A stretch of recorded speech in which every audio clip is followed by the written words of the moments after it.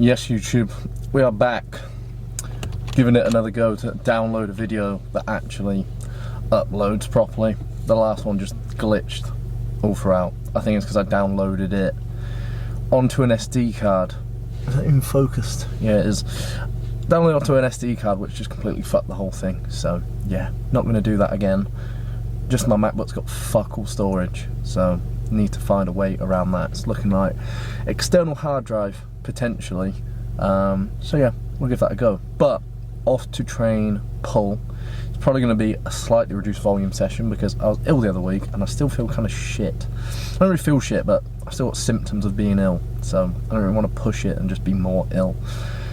So we'll see how much I reduce the volume, see how I feel. But seeing Leighton, one of my clients, in person to see how he is sitting. Came out of dieting phase not too long ago, still looking very tight, looking very good. Bloods came back all in a good spot, so it is time for him to enter a good push-up phase while maintaining some very nice composition, because in his last push-up phase that wasn't with me, it was just pushed up too quick, so not the goal. His back is a very strong point, as you'll see later. It is legs and anterior that we need to bring up. So solid back, more top line, more arms, more legs, and be very, very good. So yeah, I will catch you over there before I waffle for too long. Also, don't really want to wear a hat. The trim is fully expired, so hat is on. Sat here. So, Leighton had some terrible pit post-injection pain in his delt, so he will not be training because he literally can't even do a lateral raise with no weight. So yeah, absolutely no point in training. So it will just be me. So this session, back session, wouldn't say it actually biases any particular like division of the back, as in it's not lat focused, it's not upper back focused, it's got a good mix in there, which is actually what I prefer. I just think you get more quality sets that way, instead of just spamming your lats in a session and then spamming your upper back in a session. So single arm pull down, dual pull down, upper back row, mid back row, and then I believe it's just onto arms and some rear delts. So yeah, we'll get into the session, run you through some hows and whys of what I'm doing, especially as my back is a weak point, being pretty lanky. But yeah, I have no idea what I was about to say now. That's what I was going to say. I am in a diet, some diet brain. It's not, I'm just being fit. Yeah, I'm in a deficit, so not really going to have much growth here, but of course we're still trying to get quality stimulus out this session and retain that tissue the best way possible. It's the mic on. Also, new hoodies are in from Printed Clo, so pretty cool. I am, yeah, pretty happy with them. We'll have them available to buy at some point. So first session, nice one. First movement of the session, single arm pull down. So here, looking to get the lat short. So main focus here is slightly supinated grip, so semi-supinated if anything, so not neutral, not in the hand, somewhere in the middle. And then slight lean into that working side, then elbow down to the hip, contract hard, control it back up. So decent amount of load here, 6 to 9 rep range, but I'm not trying to throw it, I'm trying to really control it and contract my lat. I'll never understand. It's when people don't use wraps.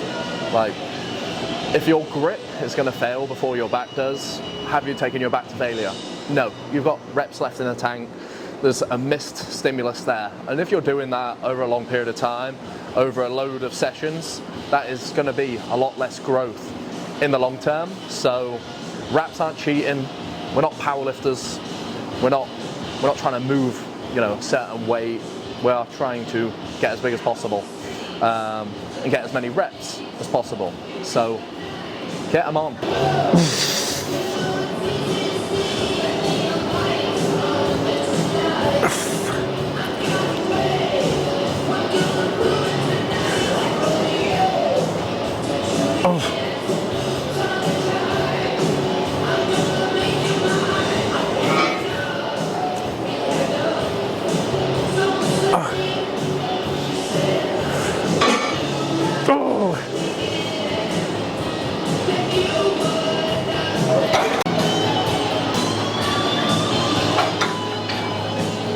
So, I don't know if I'm in frame right now. As that was the lower end of the rep range, I'm obviously not going to be going up until I hit the top of the rep range. Even though I am in a diet, the goal is to still progress. There's no reason to not come in the gym and aim for that. At an absolute minimum, you want to be coming in and aiming to match what you did the previous week. Trying to hold strength throughout the diet phase would be a good indicator that you've held on to all size and not lost any size, obviously not lost any mass through that diet phase. So that is what you want to aim for.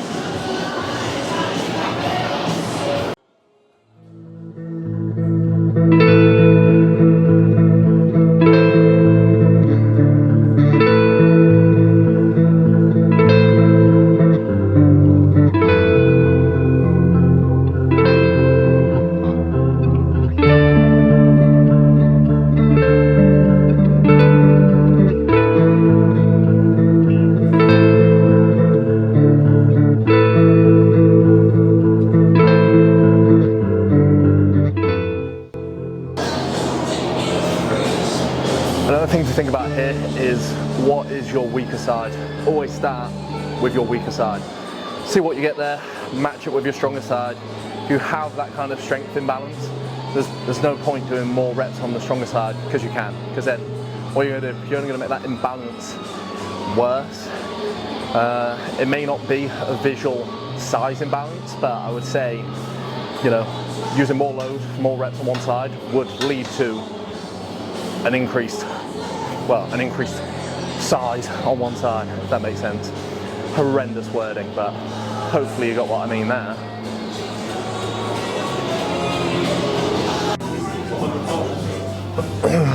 So, movement number 2. So with that first movement, the single arm pull down, because we can flex laterally into that working side, and just where the elbow is finishing, that is going to be a more shortened range bias toward the lat. So going into this dual pull down, because we're not laterally flexing to each side, it's going to be a little bit more of a lengthened to mid-range bias toward the lat.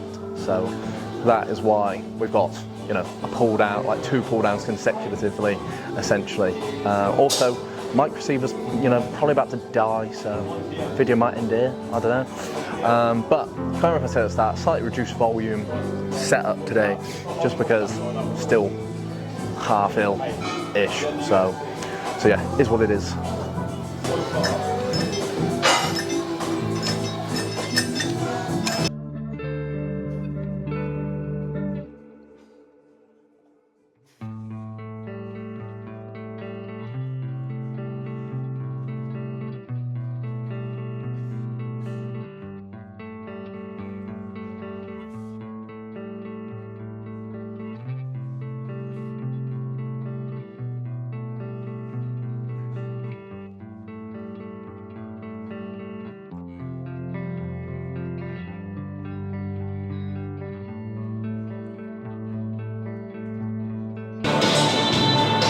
So this will be where the more devolume side comes in. So these will be my 2 more taxing movements. So we've got underhand upper back row here, and then it'll be going into neutral row for the mid back. So that's a neutral row, not a lat row, still scapular protraction and retraction. So still rhomboids, traps, lats into the mid. So yeah, just 1 set here for each of them, as they're the more taxing movements. Rest day tomorrow, and then hopefully I'll be going into next week with full volume, with no worries about fucking myself and being ill.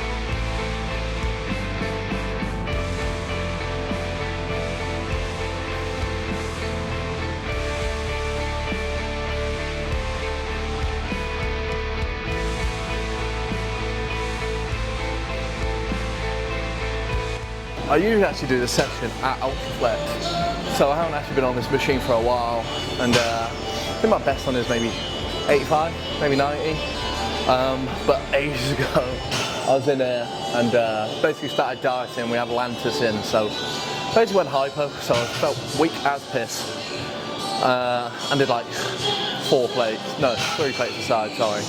So I wanted to do 4, and it moved alright. Bit yeah buddy, but not complete dog shit. So I'll take it. Hopefully next week I'll be fine to train at full volume.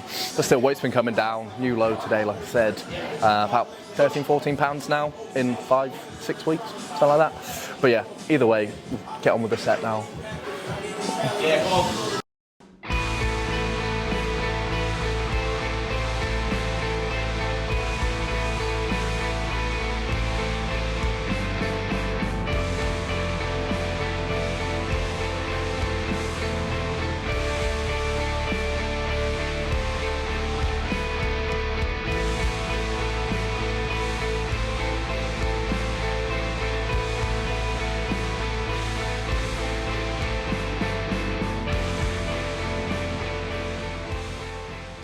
So moving into the arm section, I think I will be doing it full volume because it's just small isolations. It's not going to absolutely batter me, obviously. So first up, single arm lean-in hammer curl.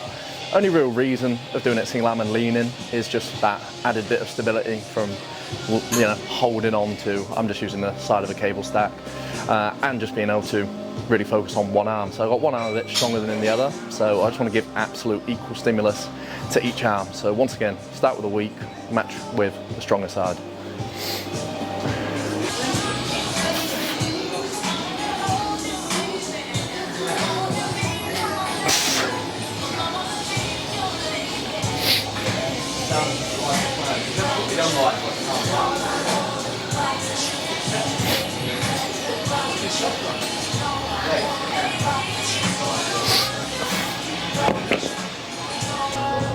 Second exercise for arms today. So drag curl, Bayesian curl, whatever the fuck you want to call it. Just a length and range bias for the bicep. So obviously hammer curl, more of a brachialis. So here, forearm bias. So yeah, just keep the elbow behind the body, pause in the stretch, curl up. Pretty simple. Try not to bring your elbows under. You want to keep them in a fixed position here.